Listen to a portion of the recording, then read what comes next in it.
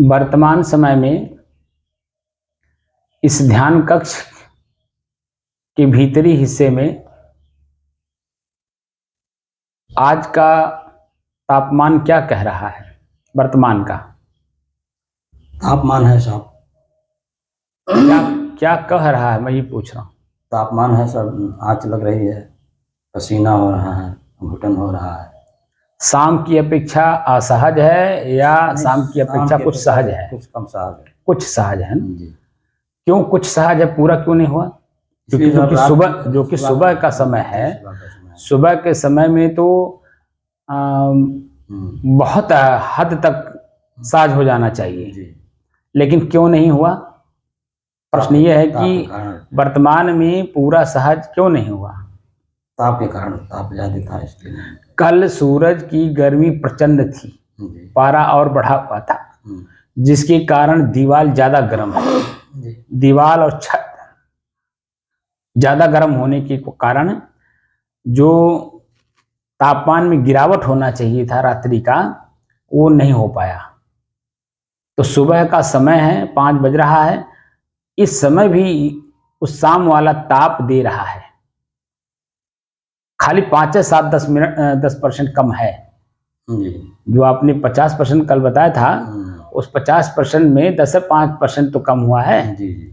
बाकी तो 40% वही है ना, शाम वाली ही गर्मी। पसीना हो रहा है, आँच भी लग रही है और मन व्याकुल भी हो रहा है, बेचैन भी हो रहा है और उमस भी है। यानी जो शाम को हमें मिल रहा था वो सब कुछ मिल रहा है, लेकिन अंत में शाम को हम लोग अपने असहज स्थिति थी उसको सहज में सहज कर ले गए कि नहीं? 2 घंटे में कर ले गए थे ना। अब उसी को हमको करना है, पकड़ना है। मैंने क्या कहा था? मोक्ष क्या है उसको देखना है। तो मोक्ष को कैसे देखेंगे? शाम को देख लिए ना कि जो ताप, आँच, गर्मी और उसके द्वारा उत्पन्न मन की व्याकुलता, घबराहट, श्वास लेने में दिक्कत, बैठने का न मन होना, उठ करके भागना, पंखा चलाने का इच्छा होना, तमाम चीजें मन में उत्पन्न हो रही थी कि नहीं? लेकिन सब कुछ को परित्याग करके स्थिर बुद्धि से, स्थिर चित्त से हम लोग एकाग्र होकर के बैठ गए और दृढ़ता पूर्वक बैठ गए। तो 1 घंटे तक तो ये हमें परेशान किया। कौन? अग्नि तत्व। और 1 घंटे के बाद जब मेरा पूरा शरीर पूरा पसीने से लथपथ हो गया, उसके बाद से हमारी सहज स्थिति अपने आप बनती चली गई। और क्या हुआ? सहज में सहज हो गया। जो ताप, आँच, गर्मी के कारण व्याकुल थे, वो बेचैनी, वो व्याकुलता एकदम बिल्कुल ही नगण्य हो गया। नहीं का मतलब नहीं, नगण्य हो गया, कुछ भी नहीं रह गया। और तब जाकर के हम असहज की स्थिति को सहज में सहज कर पाए। वही काम करना है। तो मोक्ष दिखाई दिया कि नहीं? जिस अपने शरीर से हम आसक्त हैं और आसक्त होने के कारण प्रथम दृष्टया हम देखे होंगे कि व्याकुल थे, बेचैन थे, और जैसे ही एकाग्रता, मन को एकाग्र करके और दृढ़ इच्छा शक्ति को साथ में लेकर के और दृढ़ स्थिरता के साथ बैठ गए और अपने ही शरीर को बाहर से हम लोग लगे देखने। ताप, आँच, गर्मी, व्याकुलता, घबराहट, सब कुछ को देखा जा रहा है। देखते देखते देखते देखते एक अवस्था ऐसी आ गई कि जो दिखाई दे रहा था और दिखाई दे करके उसमें हमारी असहज में असहज स्थिति किए हुए था, वह हमारा सहज में सहज हो गया, अपने आप हो गया। हमें कहीं उठ करके जाना नहीं पड़ा, हमें कोई इच्छा पूर्ति के लिए कूलर, पंखा, बिजली कुछ चलानी नहीं पड़ी, ना ही हमें अपने शरीर के साथ कोई कष्ट सहना पड़ा और ना ही मुझे कुछ पैसे खर्च करने पड़े, ये करने पड़े, और ना ही समय बर्बाद करना हुआ। बस 1 घंटे के अंदर ही आपकी असहज में जो असहज स्थिति बनी थी कल, वो सहज में सहज अपने आप होती चली गई। तो दिखाई दिया कि नहीं मोक्ष। जी हम जो अपने शरीर में आसक्त हैं, जी आसक्त होकर के बहुत व्याकुल हैं, घबरा रहे हैं, अरे ये तो गर्मी भयंकर है, ऐसा है वैसा है। तो ये अकुलाहटता जो है, ये जो व्याकुलता है, बेचैनी है, यही तो हमारे हार्ट के और ब्रेन के प्रॉब्लम क्रिएट करने वाले लोग हैं। जी हम लोग देखिए दृढ़ता पूर्वक इच्छा शक्ति दृढ़ करके और सिर्फ इन्हें देखने में लग गए, और जैसे देखना शुरू किए तो थोड़ा देर तक वो ऊपर चढ़ा है, और थोड़ा देर के ऊपर जितना इसका अपना लेवल था, उस लेवल पे जा करके धीरे धीरे धीरे अपने आप डाउन होने लगा। क्यों डाउन होने लगा? क्योंकि शरीर का जो पानी है भीतर का, वो पसीने के कारण बाहर आने लगा, और जितना ताप आंच गर्मी हमारे शरीर को प्रभावित कर रहे थे, वो सारे प्रभावित चीजें वो पानी अपने में ले लिया। जी तो हमारी जो असहज स्थिति थी ऊपर सूखा हुआ होने के नाते से, वही जैसे ही हमारा चेहरा, हमारा जो मांस का लोथड़ा है ऊपर का, चमड़ी है ऊपर की, वो सब एकदम गीला हो गया पानी से, और जो गर्मी के कारण ताप मिल रहा था, आंच लग रहा था, झुलसा रहा था मुझे, जला रहा था मुझे, वह देखिए एकदम शांत हो गया कि नहीं। जी तो जो गीता में कहा गया है कि पानी गीला नहीं कर सकती, अग्नि सुखा नहीं सकती, अग्नि जला नहीं सकती, हवा सुखा नहीं सकता, तलवारें काट नहीं सकती, जो बात लिखी है तो आपने खुद अनुभव किया कि नहीं जी कि पानी बीच, हमारा जो ताप है, आंच है, उसको हटाने के लिए पानी अपने आप आ गया। तो ना हमें अग्नि के कारण मैं जला, और ना ही पानी की वजह से मैं आनंद का अनुभूत किया। मैं उनसे, इन दोनों को जानने वाला, दोनों से अलग, शुद्ध शुद्ध शांत स्थिर और एकरस अपने को महसूस हुआ कि नहीं। ताप के पहले भी मैं था, यानी इस कमरे में प्रवेश करने से पहले भी था, कमरे में प्रवेश करते समय भी मैं था, कमरे में प्रवेश होकर के जो ताप आंच गर्मी जलना झुलसना जो मुझे महसूस हो रहा था, वो सब को देख उस समय भी मैं था, और ये सब खत्म हो गया। असहज की में जो असहज स्थिति बनी थी, वो सहज में सहज हो गई, उस समय भी मैं हूं कि नहीं हूं। तो मोक्ष क्या है? जो कष्ट आपको दिखाई दे रहा है वर्तमान में, उस कष्ट से अपने आप को बचा लेना, और उस समय में जो मन की प्रसन्नता होती है, वही मोक्ष है, वही स्वर्ग भी है। स्व अर्क इति स्वर्ग, स्वयं की प्रसन्नता ही हमारा स्वर्ग है। अब वो हमें स्वर्ग दिखाई दे रहा था कल, और वही मैं चाह रहा हूं कि ये जो क्षणिक स्वर्ग है आपका, या क्षणिक मोक्ष है आपका, यह स्थायी हो। जिन जिन कारणों से आप दुखी हो रहे हो, पीड़ित हो रहे हैं प्रथम दृष्टया, उसी को आप खाली बैठ करके स्थिरता पूर्वक उसे देखने का अभ्यास कर लीजिए। देखेंगे कि वह जो है अपने आप धीरे धीरे धीरे धीरे जो दुख में जो दुख लग रहा था, वो सुख में सुख लगने लगेगा। अपने आप आपकी स्थिति सामान्य हो जाएगी, जो आप स्वयं हैं। ये सब चीजें तो कुछ भी नहीं है काम के सामने। जितना ताप आंच रात शाम को लग रहा था, आज तो बहुत ज्यादा लग रहा था कल शाम को, तभी तो असहज में असहज स्थिति मालूम हो रहा था। इसका मतलब कि पारा 50 के पास पहुंच गया था। समझ रहे हैं कि नहीं? तो इसका मतलब हुआ कि हम अपने आप में सहज हैं, लेकिन सहज हम समझ नहीं रहे कि सहज है क्या। इस वजह से ये जो ताप आंच गर्मी पारा चढ़ा हुआ है, व्याकुल है, बेचैन है, घबरा रहे हैं, ये अपने शरीर में दुख की निवृत्ति के बजाय दुख और हम ले लिए। क्या? इसको निवारण करने के लिए एक नया जो सुख का अनुभव कर लिया हमने। जब हवा चला उसका आनंद ले लिए, बेना चला लिए, हल्का सा पसीना शांत हो गया, आपको आनंद आ रहा है। पंखा चला लिए, बिजली लगवा लिए, तो आपको आनंद आ गया। क्योंकि प्रथम दृष्टया जो कष्ट होता है वो अंत तक नहीं रह जाता है, और जो प्रथम दृष्टया आपको सुख महसूस होता है वो अंत तक नहीं रह जाता है। लेकिन आप दोनों स्थितियों में हैं।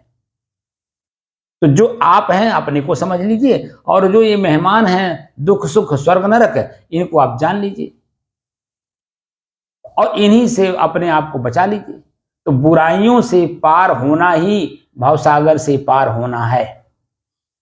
बुराइयों से दूर होना ही हमारा मोक्ष है, क्योंकि हम शरीर में आसक्त हैं मोह के कारण। और वही मोह को त्याग दीजिए, आप अपने आप में स्वच्छंद हो गए। तो शरीर की जो आसक्ति है, इसी आसक्ति को मिटाने के लिए मैं सब दिखा रहा हूं कि जो कि मैं बार बार कहता हूं, शरीर मेरा है न कि मैं हूं। जब मेरा है तो मेरे बस में होना चाहिए कि नहीं जी। अब आप बता दीजिए, ताप लग रहा है, आंच लग रहा है, इसका मतलब है कि हम शरीर अपने आप को मान लिए हैं, तभी तो ताप आंच लग रहा है। जी। और हम लोग जो है अपने शरीर को नहीं मान करके बल्कि हम इसी को देखने में लग गए, तो वही ताप आंच गर्मी जलाना झुलसाना स्थिति जो पैदा हुई थी, वह स्थिति सामान्य हो गई कि नहीं? एकदम सहज हो गई। हो गई कि नहीं हो गई? एकदम सहज हो गई। तो हम तीनों काल में हैं, और स्वर्ग नरक मोक्ष या जो कुछ भी आत्मा परमात्मा ब्रह्म खुदा गाड जो कुछ भी शब्द हम प्रयोग करते हैं, वह शब्द मेरे तक पहुंचने का एक स्टॉप है। जैसे बस्ती से दिल्ली जाइए, बंबई जाइए, या कहीं भी लंबा यात्रा में जाइए, तो बीच बीच के जो स्टेशन होते हैं ना, ये स्टेशनों के नाम हैं।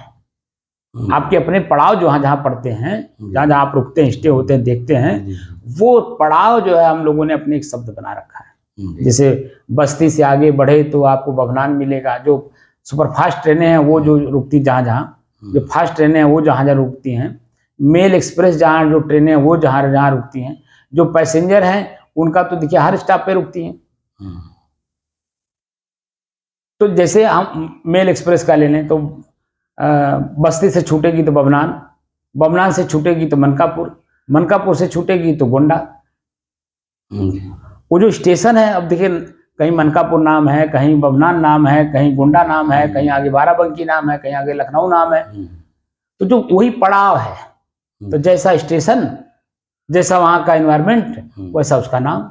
वैसे ही मेरे भीतर की भी चीज है, मेरे जो भीतर में है वो जो शब्द है ना, वो पड़ाव है, लेकिन हम लोगों को बताया नहीं जाता है। इस नाते हम लोग भ्रमित हैं कि वही शब्द ही सब कुछ है। परमात्मा हमको मिल जाए तो हमारा कल्याण हो जाए। और जो कि परमात्मा हिंदी का शब्द है, अब उसमें दो शब्द मिला परमात्मा में, परम धन आत्मा। परम माने श्रेष्ठ, आत्मा माने स्वयं। स्वयं हम श्रेष्ठ हैं, लेकिन अपनी श्रेष्ठता का हमें ज्ञान नहीं है, इसलिए बाहर का परमात्मा ढूंढ रहे हैं। अब देखिए श्रेष्ठता अपने आप में आ गई कि नहीं? जब ताप आंच गर्मी सहन कर लिए शाम को, वो आपका सहज स्थिति बन गई, तो परमात्मा हो गए कि नहीं? खुद में जब प्रसन्नता आ गई, जो पहले ताप दे रहा था, कष्ट दे रहा था, पीड़ा दे रहा था, भागने का मन कर रहा था, उठने का मन कर रहा था, यहाँ बैठने के लिए इच्छा ही नहीं हो रही थी, वही जन्म जैसे दृढ़ता पूर्वक आप बैठ के अपने शरीर की आसक्ति त्याग करके, वैसे जन्म धीरे धीरे फिर आपका उठने का मन नहीं कर रहा। तो हमारी स्थिति खुद हम जो है अपना गड़बड़ कर लिए हैं, और अपनी स्थिति हमें स्वयं ठीक करना होगा। या तो स्वतः कर लीजिए अगर इतनी आपको ज्ञान हो, या तो गुरु के सानिध्य में कर लीजिए। तो गुरु तो बहुत हैं, लेकिन अगर आपको वास्तव में मोक्ष लेना हो तो संत गुरु का सानिध्य लीजिए।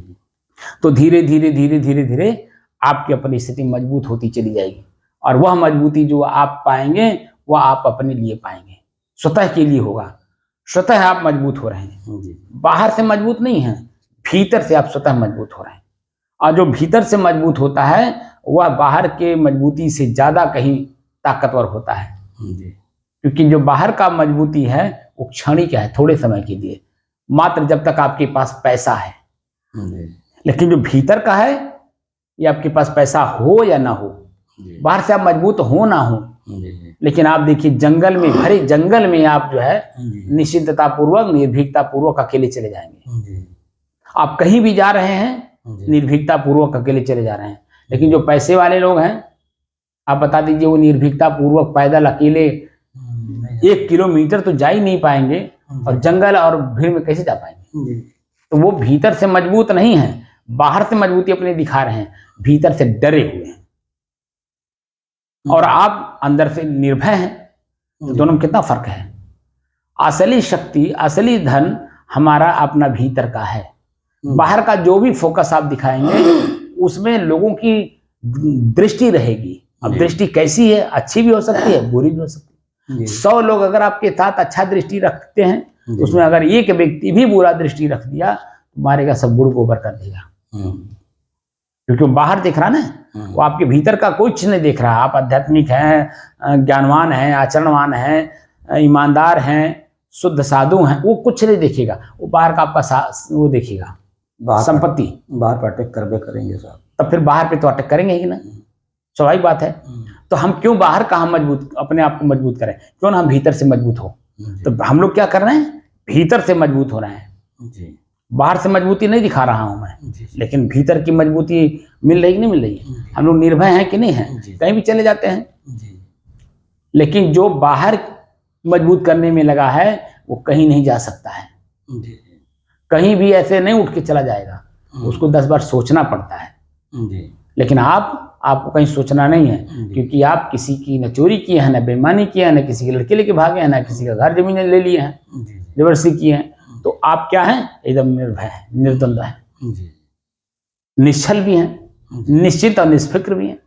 इसीलिए आप उठ करके तुरंत चल देते हैं, क्योंकि ये कमाई करने में भी आपको बहुत समय लगा। जो आज सहज में मिला हुआ ना, ये कमाई है। जैसे हम लोग बैठते हैं 2 घंटे के लिए, तो 1 घंटा तो कष्ट मिलता है। 1 घंटे के बाद जब शुरू होता है हम लोगों का सुख, जो आनंद की अनुभूति होती है, हम जो भीतर से मजबूत होते हैं, वो हमें 1 घंटे के बाद मिलना शुरू हो जाता है। तो 1 घंटे कष्ट सहे हैं कि नहीं? जी। ऐसे ही जो आज हम लोग निश्चिंत निष्फिक्र हैं, निर्द्वंद हैं, निश्चल, वो हमारी ये सब चीजें कमाई, पहले हमने कमाई किया है, तब किया है, तपस्या किया है इसके लिए, तब आज हम लोग सहज हैं। लेकिन ये सहजता हम कहाँ समझ पा रहे हैं? ऐसी सहजता को अगर समझ लिया जाए तो आप जैसा धनवान तो संसार में कोई है ही नहीं। पूरे विश्व में कह रहा हूं कि आपकी अपनी सहजता अगर आ गई तो इतना बड़ा धन किसी के पास नहीं है। और अगर किसी के पास है तो समझ लीजिए कि वो मनुष्य से ऊपर है। और जिसके पास नहीं है वो पहले तो मनुष्य बन जाए, क्योंकि मनुष्य का कर्तव्य बनता है कि अपनी तरह सबको समझे, हर आदमी का सुख दुख देखे, तब जाकर के वह मनुष्य बनता है। और जो नहीं है उसके बारे में लिखा भी है, आप लोग बोलते भी हैं कि जाकी पाँव ने फटे बेवाई, अशोक का जाने पीर पर आई। तो अपने सुख में वो दूसरे का दुख जानता नहीं, इसीलिए दूसरे को दुख देते रहता है। तो वो ज्यादा जन्म आपके लिए कष्टकारक होगा। जो बिना जाने, बिना समझे, बिना देखे आप किसी को कुछ बोल देंगे, कुछ कर देंगे, कुछ कह देंगे, ये सब जो है आपके लिए घातक है। इसीलिए मैं बार बार कह रहा हूं कि कोई भी काम करिए, इन 3 साधनों को साथ में रखिए, देखिए, जानिए, समझिए, उसके बाद तब करिए, क्योंकि परिणाम आप ही के ऊपर आना है। निर्भय होना या भयभीत होना ये आप ही के ऊपर होगा। अगर बिना विचारे कर दिए, बिना देखे, बिना जाने, बिना समझे, तो उसका परिणाम जो आएगा तो कष्टकारक होगा। लेकिन देखकर, जानकर और समझ करके करेंगे, उसका जो परिणाम आएगा तो अंदर से, भीतर से आपको मजबूत करेगा, प्रसन्नता देगा, निर्भयता देगा, निश्चिंतता देगा। और वही हम लोग कर रहे हैं कि प्रथम दृष्टिया कष्ट मिलता है, लेकिन अंत में हम लोग प्रसन्न हो जाते हैं, आनंदित हो जाते हैं भीतर से। लेकिन ये भी ध्यान रखना है कि ना मैं कष्ट हूं, ना मैं सुख हूं। जो अनुभव हो रहा है, आनंद की अनुभूति हो रही है, मैं दोनों नहीं हूं। दोनों के मध्य, दोनों को जानने वाला, समझने वाला, प्रयोग करने वाला, और उससे अलग एकदम सहज स्थिति में हूं। मैं स्वयं अपने आप में शांत हूं और सहज स्थिति में हूं, और मुझे अपने उसी सहज स्थिति में जाना है। बात समझ में? उसी अपने सहज स्थिति में जाना है। इसीलिए ये छोटी मोटी चीजें हम लोगों को नजरअंदाज करना है। ताप, आंच, गर्मी, ये उसके सामने कुछ नहीं है। किसके? वो जो काम वासना जागता है, वो जो पीड़ा देता है, और उस पीड़ा को जो आप भोगने चलते हैं, उसका जो सॉल्यूशन निकालते हैं, वो तो इस शरीर में, इस समाज में, परिवार में कष्ट तो देता ही है, मन में भी कष्ट देता है। और यही कष्ट जो हमें जन्म जन्मांतर देता है, और जन्म होने का कारण भी वही है। उसी कारण से हम लोग जन्म धारण करके और दिन रात दुख भोग रहे हैं। सुख कहीं है वो तो एक दुख और दूसरे दुख के बीच की जो दूरी है ना, मन जो महसूस होता है, वही सुख है। लेकिन सुख कुछ है नहीं, क्योंकि एक दुख अभी मिटा और आपको सुख का अनुभव हुआ, दूसरा आके घेर लिया। तो फिर बताइए कहाँ रहेगा, स्थिर तो नहीं है ना, दुख स्थिर है और ना ही सुख स्थिर है। लेकिन कोई एक वस्तु ऐसा भी है जो स्थिर है, जो दोनों को देख रहा है। जिस समय में दुख है उस समय में भी वो है, जिस समय में सुख है उस समय में भी वो। तो सुख दुख से परे जो उसको जानने वाला है, समझने वाला है, देखने वाला, प्रयोग करने वाला, वो आप स्वयं हो। लेकिन आप स्वयं अपने आप को जानते नहीं हो, इसीलिए जो है हम तरह तरह की चीजों में उलझते चले जाते हैं। तो हम लोगों को उलझना नहीं कहीं, बस दृष्टा भाव, साक्षी भाव में उसे देखना है कि ये कितने देर ठहरेगा। जैसे अनित्य, अनित्य की बात होती है। अनित्य का मतलब होता है क्षण मात्र, क्षण मात्र। 1 घंटा क्या क्षण मात्र है। हम लोग 952 दिन से चले आ रहे हैं, और 952 दिन में जो जो चला गया समय वो क्षणिक ही तो था। वो उसी समय था। आज कहाँ है वो? नहीं है। आज जो वर्तमान है वो कल का वर्तमान नहीं है, आज का वर्तमान है। और अभी यही वर्तमान क्या हो जाएगा? भूत हो जाएगा, भूत हो जाएगा। तो इसलिए हम लोगों को अपने आप में स्थिर रहना है, और जब तक इस शरीर में रहेंगे तब तक हमें दृष्टा दृश्य का अभ्यास करना होगा। क्योंकि कान का भी दृश्य है, शब्द, वो कोई हमें शब्द दे रहा है तो उस शब्द में हमें क्या मिला? दुख, पीड़ा, पश्चाताप, आत्मग्लानि, घृणा, क्या मिल रहा है? तो वो देखना है। आंख जो देखता है रूप, रूप मतलब दृश्य, दृश्य में दृश्य हमें क्या दे रहा है? कष्ट दे रहा है, पीड़ा दे रहा है, आनंद दे रहा है, सुख दे रहा है, क्या दे रहा है? जीभ मुझे क्या दे रहा है? हमारा नाक क्या दे रहा है? लेकिन जो भी दे रहा हो वो सब हमें फंसाने वाला चीज देगा। दुख देगा तो भी फंसेंगे, हम उठ के भागेंगे, और सुख देगा लगेंगे भोगने। तो इसीलिए ना हमें भोगना है ना उठ के भागना है। मैं जो हूं, जहां हूं, जैसे हूं, ही स्थिर रहना है। अपनी स्थिरता का बोध इस साधना से प्राप्त करना है। मैं स्थिर हूं, शुद्ध हूं, शांत हूं और एक रस हूं। ये 4 शब्द जो है आपके ऊपर लागू होता है। शुद्ध हूं, कोई मिलावट नहीं, कोई आत्मा, परमात्मा, ब्रह्म, खुदा, गाड, कुछ भी, कोई शब्द कह लीजिए, कोई मिलावट नहीं है। मैं अपने आप में शुद्ध हूं, है ये नहीं है कुछ। जिस समय मैं नींद में मैं रहता हूं, आप बता दीजिए मैं ज्ञानी हूं या अज्ञानी हूं, मैं साधु हूं या गृहस्थ हूं, क्या पता चलता है? कुछ पता चलता है? कुछ नहीं। वहां तो कुछ है ये नहीं है। आप यहाँ तक कि अपने जिस शरीर में हो उस शरीर का भी ज्ञान नहीं रहता है। तो आप उस समय में सहज हो अपने आप में, लेकिन आपको उसको कोई बताने वाला नहीं है कि आपकी स्थिति यही है, यही सहज है।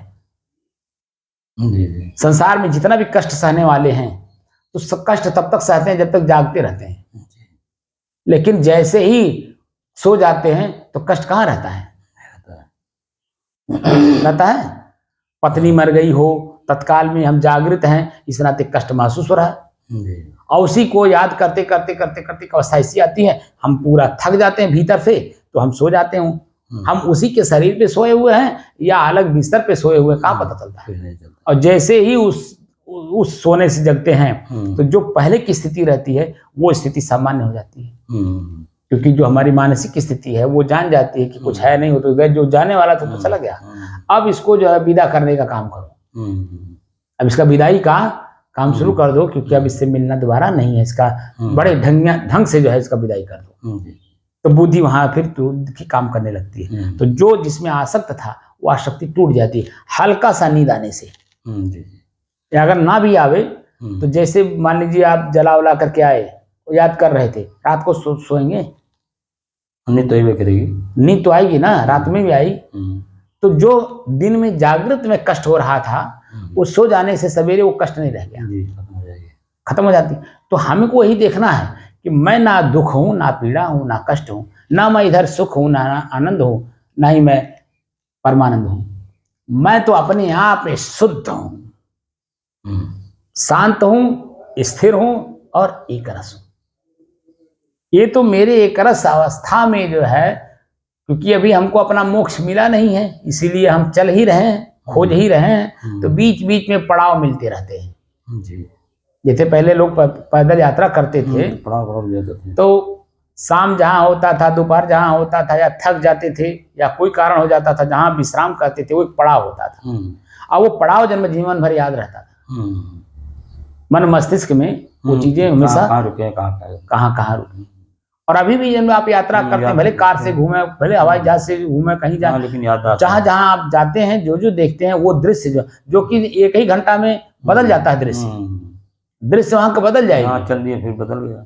लेकिन फिर भी हम वही दृश्य को हमेशा जीवन भर लिए। फलाने हवाई अड्डे पे गए थे तो ऐसे ऐसा दिखाई दिया, फलाने जगह बस अड्डे पे गए तो ऐसे ऐसे दिखाई दिया, फलाने जगह रेलवे स्टेशन पे गए तो ऐसे ऐसे दिखाई, उसी को स्थिर किए रहेंगे, क्योंकि उनको तो और कुछ पता नहीं, क्योंकि शरीर को ही मैं मान करके काम कर रहे हैं, तो जो वर्तमान है उसी दुख सुख में वो उलझे रहते हैं। हमको उलझना नहीं है, जो साधक हो जाए उसे उलझना नहीं है, जी जी, उसको बस एक रस चलते रहना है, चलते रहना, चलते रहना। और जहां हमारा पड़ाव है वो पड़ाव मैं स्वयं अपने आप में हूँ, मेरा पड़ाव मैं खुद ही हूँ, लेकिन मैं बाहर ढूंढ रहा हूँ, यही दोष है। अब भीतर ढूंढना शुरू कर दिए, इसलिए बाहर का पड़ाव खत्म, भीतर के पड़ाव शुरू। जी जी, तो जितना जब आप शब्द बोलेंगे, आध्यात्मिक चाहे व्यवहारिक, वो सब पड़ाव ही होगा। मैं के बीच में, मैं और मैं के बीच में, मैं और मैं के बीच में जो कुछ भी शब्द आएगा वो सब पड़ाव होगा। अब वो पड़ाव क्षणिक है, वो पड़ाव क्षणिक है, और उस क्षणिक पड़ाव में ही हमारा मन निर्द्वंद हो रहा है, निश्चिंत हो रहा है, निष्फिक्र हो रहा है, निश्चल हो रहा है, या भयभीत हो रहा है, पीड़ित हो रहा है, दुख में जा रहा है। तो मैं भी सब दो है, दो मैं है ना, एक मैं मन है, हाँ, एक मैं वो कहता मैं हूँ, और एक मैं स्वतः हूँ। तो स्वतः जो मैं मन कहता है वो जागृत अवस्था में कहता है, और जब मैं अपने नींद अवस्था में आ जाता हूँ तो वहां तो ये रहता ही नहीं है। तो दो मन हो गया कि नहीं, दो मैं हो गया कि नहीं। जागृत अवस्था में जो मैं कह रहा है वो मन कर रहा है, मन कह रहा है कि वही हूँ, लेकिन जब मैं अपने आप में चला जाता हूँ नींद अवस्था में, तब कहाँ मन रहता है। तो मैं भी मैं और मैं के बीच में जो पड़ाव है, अब समझ में आ गई, मैं और मैं के बीच में जो पड़ाव है वो पड़ाव मैं स्वतः ही हूँ। बाकी मैं जो है वो पड़ाव ही पड़ाव है, जैसे क्योंकि मन है। एक मन अभी कुछ याद किया, दूसरा मन भूल गया, दूसरा मन याद किया, फिर दूसरा तीसरा आ गया। ऐसे ही मन ये बनता रहता है, क्योंकि वह स्मरण मात्र है, ख्याल मात्र है। और मैं स्मरण मात्र नहीं, ख्याल मात्र नहीं, मैं तो ठोस हूँ, स्थिर हूँ। बल्कि स्मरण में जो शक्ति दिया जा रहा है वो मेरा ही शक्ति है। मन को जो शक्ति है जो याद करने की, सब मेरे द्वारा ही है। अब मेरे द्वारा हल्का सा शक्ति पा करके वो अपने आप को शक्तिमान मान रहा है, और मैं अपने आप में स्वयं शक्तिमान हूँ, अपने शक्तिमान होने का हमें ज्ञान नहीं है। वही उसी का अनुभव करने की दृष्टि से हम लोग साधना कर रहे हैं। ये जो आँच ताप गर्मी पीड़ा जो हो रहा है, अगर मैं शक्ति ना दूं तो फिर आदमी खत्म हो जाएगा। अगर मैं शक्ति ना दूं तो आप आदमी बनना चाहते हैं, आप मोक्ष प्राप्त करना चाहते हैं। आदमी बनने का मतलब क्या है जानते हैं? वासना पुष्ट करना। अच्छा, शरीर की आसक्ति हो गई ना जी। आप समझे नहीं है, मेरे लगता है हमारी बात नहीं समझे। आप क्या चाहते हैं? मोक्ष चाहते हैं ना जी। तो जब तक स्थिर होगा तो जो बीच में पड़ा हो वही तो आपको दुख दे रहे हैं जी। तो आपको शरीर की आसक्ति त्यागनी पड़ेगी ना। तो आदमी कहाँ? आदमी अगर आप रहे तो इसका मतलब है कि अभी वासना है जी। तो वासना पुष्ट करने के लिए आपको जन्म लेना। आदमी से हम मतलब हट गए, अब आदमी कहाँ रह गए? स्वयं हो गए, स्वयं हो गए ना। मैं स्वयं, खाली स्वयं बस।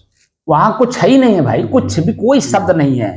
आदमी कह लीजिए, जानवर कह लीजिए, पशु कह लीजिए, कुछ भी कह लीजिए, कुछ भी शब्द नहीं है। शब्द नहीं है, वहां शब्द ही नहीं है। शब्द हो गया तो मनुष्य में आ जाएंगे, नहीं तो फिर वो प्रकृति में आ जाएंगे। हाँ, जो भी आएंगे तो प्रकृति में आ जाएंगे। प्रकृति क्या उलझन है तो खत्म करना है। जो मनुष्य है इसमें क्या है? माटी पानी आग हवा आकाश ही तो है। जी वही मनुष्य है। तो फिर तो वो चीजें खत्म हो जाएगी ना। प्रकृति से हम अलग जाना चाह रहे हैं, क्योंकि मैं स्वयं अलग एक तत्व हूँ। जैसे प्रकृति 5 तत्व हैं तो पांचों अपने अपने अपने ठोस हैं, मजबूत हैं, प्रचंड भी हैं, वैसे मैं भी हूँ तो हूँ। तो मैं इनका मोह त्याग रहा हूँ। जैसे हमारे शरीर में जो अग्नि है हम इसका मोह त्याग रहे हैं, पांचों का मोह त्याग रहे हैं। तभी तो कल मैंने कहा कि हम लोग तत्वदर्शी बन रहे हैं। तो पांचों तत्वों को जानने की कोशिश कर रहे हैं। तो अभी तो 1-2 ही तत्व हम लोग जान पाए। एक श्वास माने हवा को जान पाए, और एक जो अभी गर्मी को जान पाए। अभी पृथ्वी तत्व जो भारीपन महसूस होता है, अभी पृथ्वी तत्व के बारे में हम लोग कहाँ भी जानकारी कर रहे हैं। अभी दो ही तो है, एक वायु तत्व और एक अग्नि तत्व। अभी पृथ्वी तत्व, पृथ्वी तत्व को जानेंगे तब उसके बारे में आपको पता चलेगा। वायु तत्व को जाने, वायु तत्व माने जान ही लिया गया। तो कितने हो गए? वायु तत्व हो गए, अग्नि तत्व हो गया। तो माटी, अग्नि और हवा, आग, हवा, आकाश, पानी और पृथ्वी। तो अभी 3 बाकी है।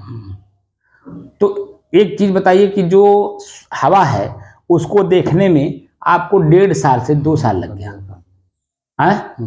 लेकिन वो जब मजबूत हो गया तब ना हम आपको अग्नि तत्व को दिखा रहा हूँ।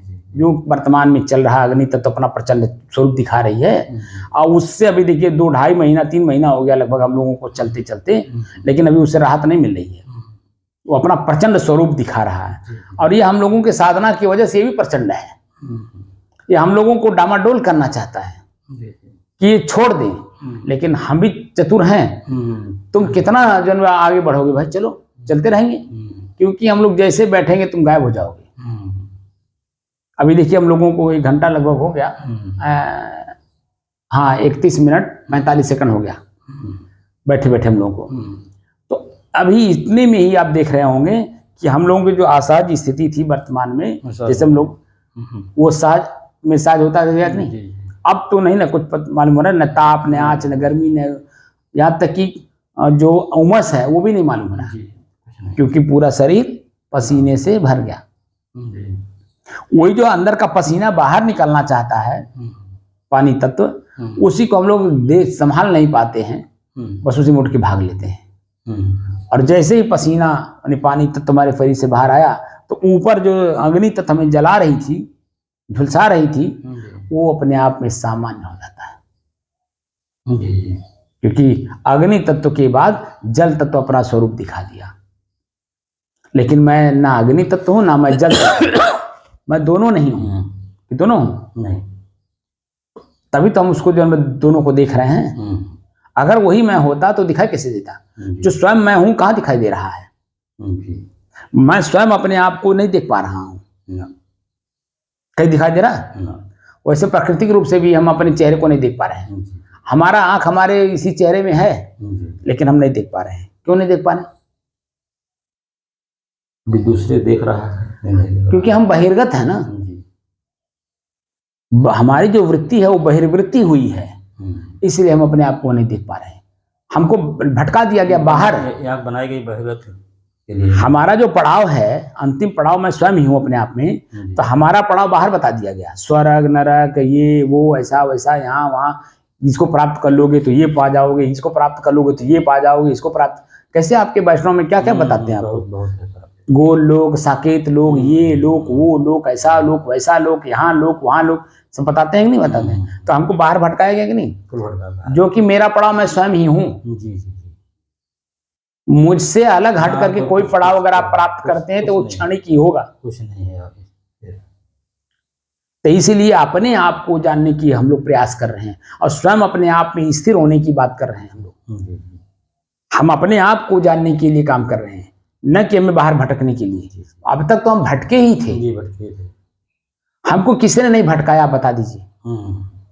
लेकिन सबको जब जान लिया मैं कि सब अपने स्वयं भटके हुए हैं और उसी भटकाव में हमें भी ले जाना चाहते हैं, इसीलिए हमने पैर हाथ सब पलथी मार के बैठ गए और अपने आप को खोजना शुरू किए। जैसे महात्मा बुद्ध इसी आपके कोपिया जगह पे, जो बालू शासन एरिया है, यहाँ 12 से 13 साल की 12-13 साल इस एरिया में रहे हैं। वो शुरुआती दौर में इसी जंगल में रहे हैं, जंगल था और वहाँ संत लोग रहते थे। जो लोग जो बताए वो सारा काम उन्होंने किया। खड़ेश्वरी भी रहे, व्रत भी रखे, माने जो भी चीजें आप देख रहे हैं हमारे हिंदू समाज में, वो सब काम उन्होंने किया। लेकिन उनको तृप्ति नहीं मिली, क्योंकि अपना पड़ाव नहीं मिला। तब यहाँ से व्याकुल हो गए। व्याकुल हो गए जब कि नहीं मिल रहा, हमारा जो पड़ाव है हमको नहीं मिला, वो भ्रमण में चले गए। भ्रमण में गए तो आगे जाकर के विश्वविद्यालय उस समय में चल रहे थे, तो बड़े बड़े जो, क्योंकि राजा के लड़के थे, इसलिए बड़े बड़े जो हमारे आचार्य हुआ कर उसमें उनको आचार्य कहा जाता था। आज जो है हम लोग प्रिंसिपल कहते हैं या वाइस चांसलर कहते हैं, विश्वविद्यालयों के जो प्रिंसिपल होते हैं उनको वाइस चांसलर कहते हैं। तो उनको हम लोग आचार्य कहते थे उस समय में। उस संस्था के जो अगुआ होते थे उनको आचार्य कहा जाता। उनसे उनको मिलने का मौका मिला। उन लोगों ने वही बात बताई जो धर्म ग्रंथों में लिखा था, जो उन लोगों ने पढ़ा था या जो उन लोगों ने लिखा था। उससे भी वो संतुष्ट नहीं हुए, फिर आगे बढ़ते गए बढ़ते गए बढ़ते गए। फिर एक जगह उनके मन में आया कि कहाँ भाग के जाओगे, लाओ जन्म हम स्थिर होकर के देखें। खड़ा होने वाली स्थिति हो गई, खड़े हो गए ना, भागना बंद कर दिया, खड़े हो गए। और वही खड़ा होना ही गया में आप देखिए कि कितना 50-52 दिन जो है एकदम बैठे रहे, लगातार बैठे रहे और भीतर की शक्ति उनकी जागृत हो गई और अपने आप को उन्होंने प्राप्त कर लिया। इसीलिए तो उन्होंने लिखा तो नहीं उन्होंने, लेकिन बोला अपदीपो भाव स्वयं का दीपक स्वयं बनो, स्वयं का दीपक स्वयं बनो। अब वही बात ईश्वर भी कह रहा है कि अपने श्वास को तुम पढ़ नहीं रहे हो। अपने श्वास को पढ़ते तो श्वास के सहारे धीरे धीरे अपने आप को पढ़ लेते। जैसे मैं बार बार कहता हूं ना, भगवान को पढ़िए ईश्वर के सहारे, कहता हूं कि नहीं कहता हूं, बार बार कह रहा हूं। भगवान यानी शरीर, शरीर यानी पंच प्रकृति। तो पंच प्रकृति के अलावा मैं भी एक प्रकृति हूं, अपने आप में एक कृति हूं। तो कृति हूं मैं स्वयं, लेकिन मैं अपने आप को कहाँ जान रहा हूं। तो श्वास का सहारा लीजिए, भीतर आंख नाक कान सब बंद करिए और भीतर भीतर भीतर भीतर भीतर भीतर जाते जाते एक अवस्था ऐसी आ जी आप अपने आप को पहचान लोगे। जो अपने आप को पहचान लिया, अपने आप को जान लिया, अपने आप में स्थिर हो गया, वही मानव जीवन अपना सार्थक किया।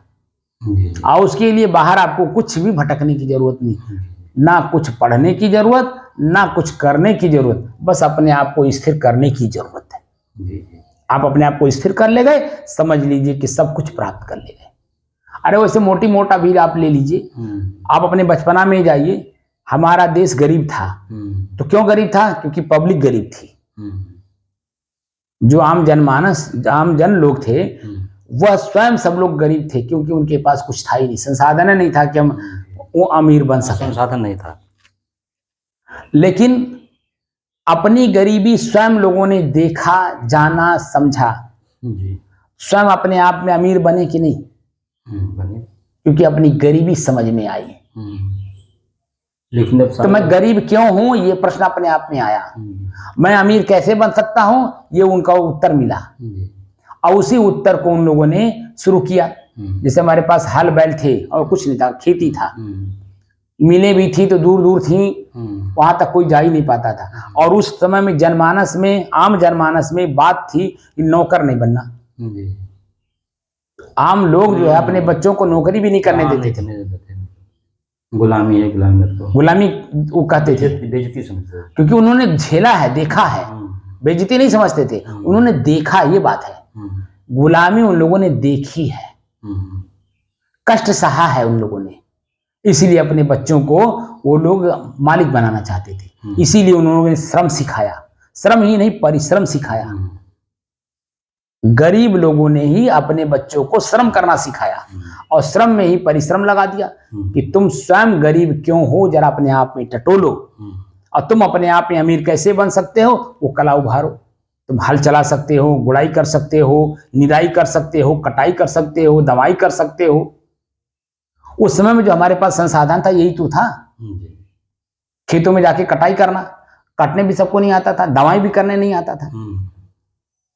तो वो कला जो उस समय में था वो यही था, उसी से आप अमीर बन सकते हो। तो गुड़ाई दिन दिन आपने देखा होगा, एक दिन में 1 बीघा लोगों ने जब गुड़ाई किया है। रात में करते थे, दिन में करते थे, जब समय पाते थे, ना गर्मी देखते थे, ना बरसात देखते थे, ना ठंडी देखते थे, वो गुड़ाई ही करते थे, जोताई ही करते थे, निराई ही करते थे, कटाई करते थे। उसी से उनको 4 पैसे का अर्निंग होता था, उसी से अपने परिवार को मजबूत करते थे और अपने आप को मजबूत होते थे। धीरे धीरे बाहर जब उन लोगों ने, और स्थिति हमारी मजबूत होती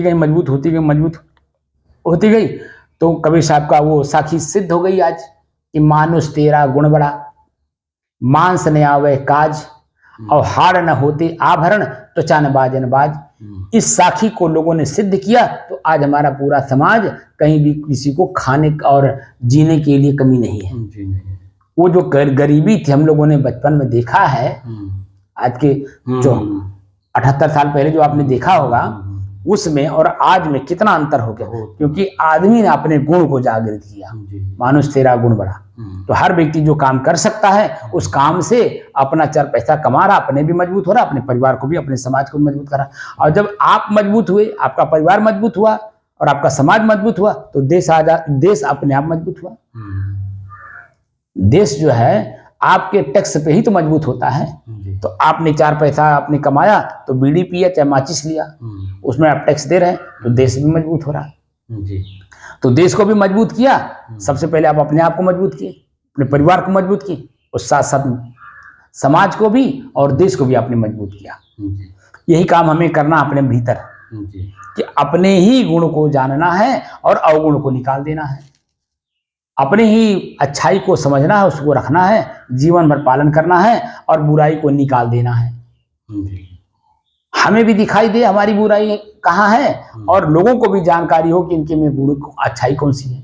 क्योंकि आपका जो समाज महत्व देता है वो आपकी अच्छाई के कारण देता है। आपका महत्व कम करता है इसलिए कि आपके में अवगुण है, दुर्गुण है, दुराचार है, दुर्व्यवहार है। सद्व्यवहार नहीं है, दुर्व्यवहार है। इसलिए आपका समाज जो है निरादर करता है। लेकिन वही आप जब अपना अवगुण निकाल देते हैं, दुर्व्यवहार निकाल देते हैं, तो जो है आप ही का समाज फिर सम्मान करने लगता है। करता नहीं करता है? तो दोषी तो हम स्वयं है ना। हम किसको बढ़ावा दे रहे हैं, अच्छे गुण को या बुरे गुण को? अगर हम अवगुण को बढ़ावा देते हैं तो समाज की अवहेलना का पात्र बन जाएंगे। अगर हमने गुण को बढ़ावा दिया तो समाज में हम प्रतिष्ठा रहेगी। आप एक आदर्शवान पुरुष होंगे। जितने भी आदर्शवान पुरुष हुए आज तक पूरे विश्व में, मर्यादा करके, तो उन लोगों ने अच्छे कार्य किए हैं जनता के लिए। अपने आप को जैसे बीज अपने आप को मिटा देता है तब पौधाकार होता है, वृक्षाकार होता है। और जब वो वृक्षाकार होता है तो एक बीज के चलते लाखों फल देता है। देता नहीं देता? लेकिन बीज अपने को सड़ाए ही ना, अपने को मिटाए ही ना, तो वृक्षाकार कैसे होगा? अब वृक्षाकार होगा नहीं तो फिर लाखों फल देगा कैसे? और जो कि हर साल लाखों फल देता है, देता नहीं देता? तो इसलिए अपने आप को यहाँ दफन करने की जरूरत है, स्वयं को। तो किसको? अवगुण को दफन करने की जरूरत है, अवगुण को निखारने की जरूरत है। तो जब गुण अवगुण समझ में आ जाएगा तो गुण अवगुण को प्राप्त करने वाला कौन है या उसे प्रयोग करने वाला कौन है, तो प्रतिक्रिया होगी। तो मैं अपने आप को भी जान लूंगा कि इन दोनों को प्रयोग करने वाला मैं स्वयं शुद्ध हूँ, स्थिर हूँ, शांत हूँ और एक रस हूँ। मेरे में कोई ना गुण है ना अवगुण है। वह तो समाज में रहने के एक वो सिस्टम है, समाज में रहने का एक तरीका है, गुण अवगुण है। अगर अच्छे गुण से रहोगे तो ही समाज आपका सम्मान करेगा, और अगर बुरे गुण से रहोगे तो ही अपमानित भी करेगा, दुखी भी करेगा। तो हम अपना जब दुख खुद को ढूंढें कि कौन सा दुख है और किस कारण से है, तो कारण का निवारण जब करने लगेंगे तो उसमें स्थिरता भी समाज देखता है। ये गाली देता था पहले, लेकिन अब गाली दे दे करके जूता खा लिया। अब जो है भाई ये गाली देना बंद किया तो समाज जो है उसकी स्थिरता को देखता है, वाच करता है। अंग्रेजी में कहते हैं वाच करना। ठीक है, ये गाली दे रहा कि नहीं। अगर दोबारा गाली देता है तो दोबारा भी जूता खाता है। लेकिन अगर वो दोबारा अगर गाली देना बंद कर दिया तो कोई जूता देता है? क्योंकि खुद गाली नहीं दे रहा है, इसीलिए जूता नहीं पाएगा। अब क्या है, मीठी बाणी बोलना शुरू किया। तो मीठी बाणी से स्वाभाविक है कि फूल माला आपको पहनाया जाएगा, आपको सिंहासन दिया जाएगा, आपको बैठाया जाएगा, आपके साथ अच्छा व्यवहार किया जाएगा। वो भी छल कपट वाला ना हो, शुद्ध हो, जो आप बोल रहे हैं शुद्ध हो, स्थिर हो, उसमें जब स्थिरता आपका झलके तब आपका सम्मान होता है। लेकिन आपका वही जो प्रिय वाणी तो है, बोली तो प्रिय है, लेकिन छल वाली है, तो उसमें स्थिरता नहीं है। इसीलिए लोगों के बीच में जो आपकी ख्याति है वो धीरे धीरे डाउन हो जाएगी। मीठा तो बोलता है लेकिन बड़ा छलवान है। लोग अपने आप आपका आकलन करके, आपके व्यवहार को देख करके आपका नाम अपने आप वो आप जान भी नहीं पाओगे, लेकिन लोग अपने अपने बीच में नाम आपका रख देंगे, एक अलग नाम रख देंगे जिसमें सभी लोग समझ जाएंगे कि ये नाम लेने थे, वो फलाने व्यक्ति आ रहे हैं, उनका स्वभाव ऐसा है। तो जरा सावधान रहिए, सतर्क रहिए कि वो व्यक्ति से उतने बोलिएगा जितना से काम चल जाए। जी जी, समझ रहे हैं नहीं? तो जब व्यवहार में हमें अपने आप को सुधारने की जरूरत है तो अध्यात्म है। जी जी, तो स्वयं को मुझे जानना है, तो मुझे अपने अच्छाई अपने बुराई दोनों को शांत करना है। एक को बढ़ावा दे करके न सुख लेना है और न एक को बढ़ावा दे करके दुख लेना है। जी, दोनों के मध्य में स्थिर होकर के रहना है। ठीक है ना?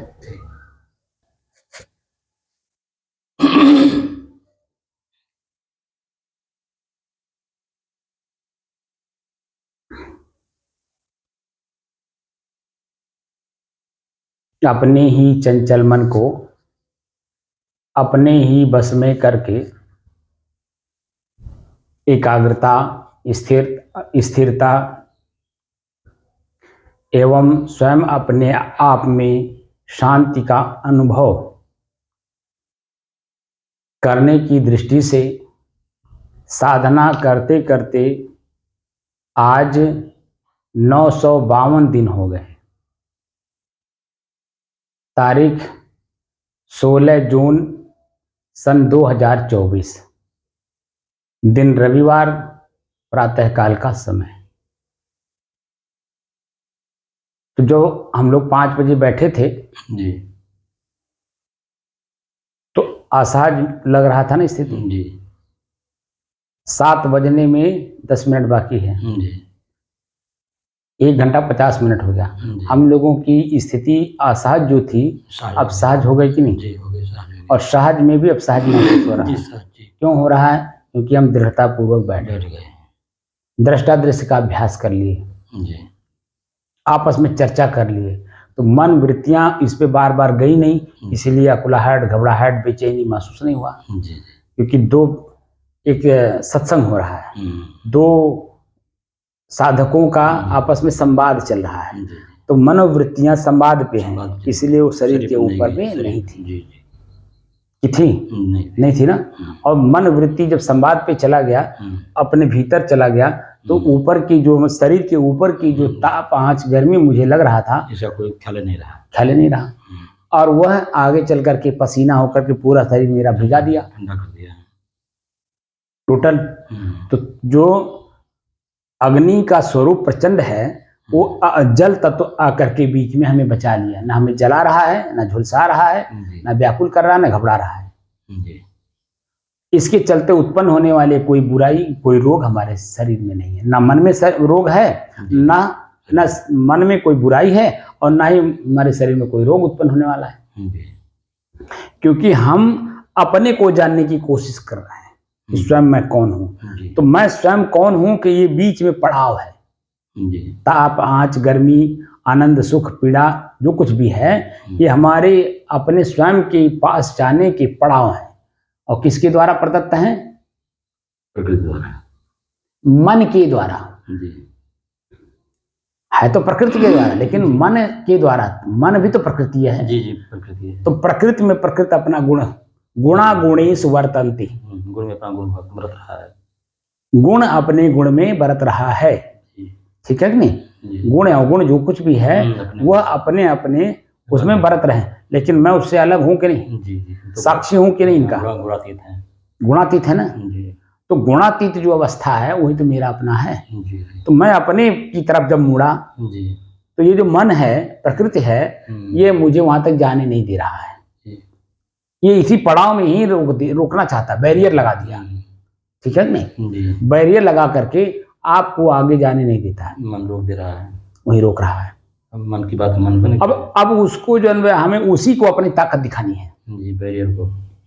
बैरियर को ही अपनी ताकत दिखा देनी है। जैसे आपने अपने आइडेंटिटी कार्ड दिखाया, जैसे जब आप कहीं देखे होंगे कर्फ्यू वगैरह लगता है, तो वहां किसी को कोई निकलने देता है? नहीं। या जहां मान लीजिए कोई घटना घट गई है, पब्लिक को रोकना है, बैरियर लगाए हैं, तो आगे जाने नहीं दिया जाता है।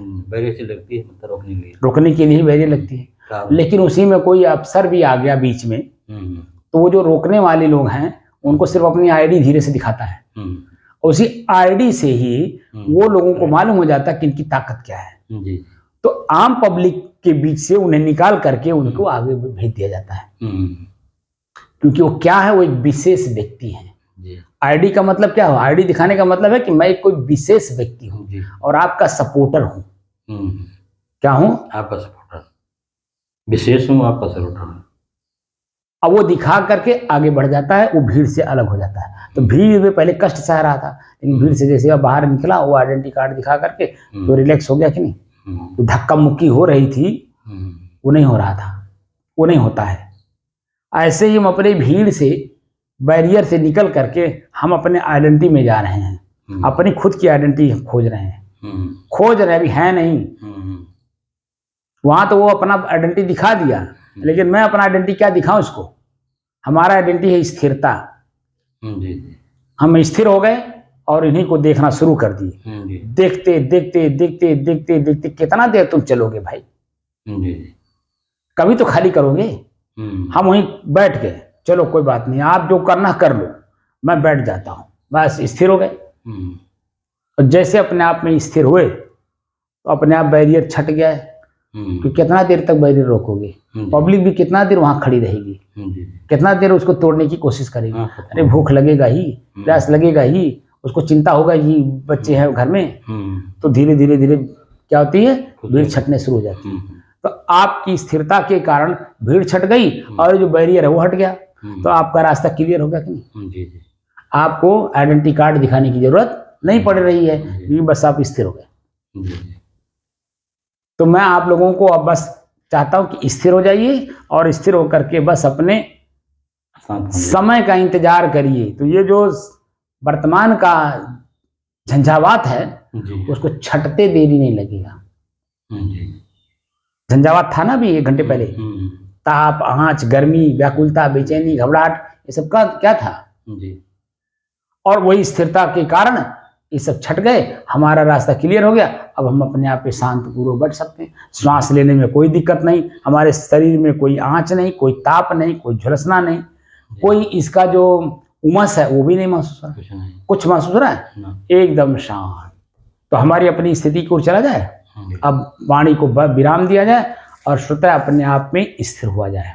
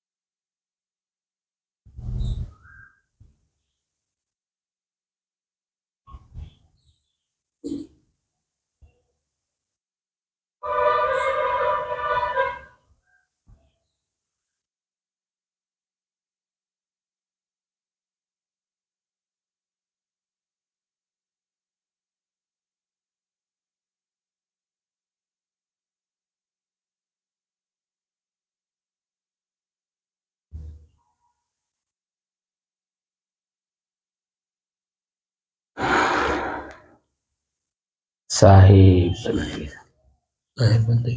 अब आप बता दीजिए कि सुख और दुख के मध्य में हमारी स्थिति बन गई कि नहीं? जी हम्म। जी, ना सुख है ना दुख है, शांत है बिल्कुल।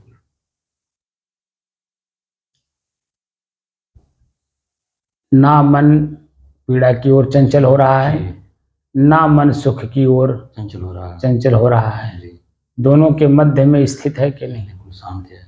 एकदम शांत। अब चाह रहा है किसी में बैठे रहो। बैठे रहो।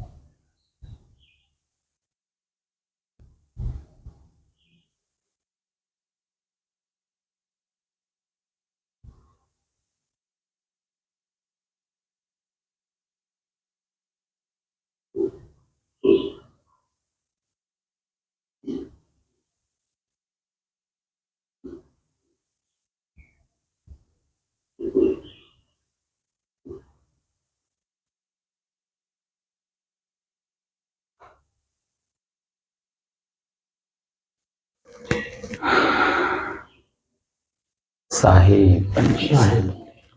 अब मन तो कह रहा बैठने के लिए, लेकिन बैठा नहीं जाएगा।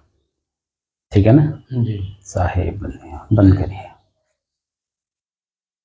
मन क्या कह रहा है? बैठने के लिए। जी। लेकिन बैठना नहीं है।